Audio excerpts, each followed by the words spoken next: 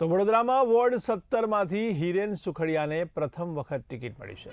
તેઓ પૂર્વ ધારાસભ્ય અને પૂર્વ મંત્રી જીતુ સુખડિયાના પુત્ર છે।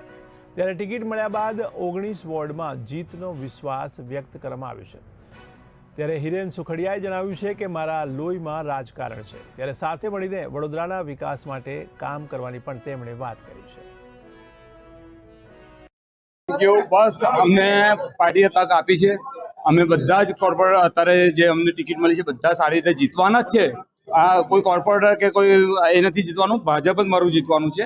અને અમે વોર્ડ નંબર અમારા જે 19 વોર્ડનું સારામાં સારું કાર્ય થાય એના માટે અમે બધા જ પ્રયત્નશીલ રહીશું કે વડોદરાનો વિકાસ વધુને વધુ થાય। તમને શું કહેશો, રાજકીય શિક્ષા તો બાળપણથી મળતી આવી છે, જી કામ લાગશે એવું લાગે છે? 100% લાગે। મારા આ લોહીમાં જ રાજકારણ છે ને હું 85 થી ભાજપમાં માટે અને જનસંઘ માટે કામ કરતો આવ્યો છું અને અત્યાર સુધી કાર્ય કર્યું છે ને કાર્યકર્તા તરીકે જ અમે કાર્ય કરીશું।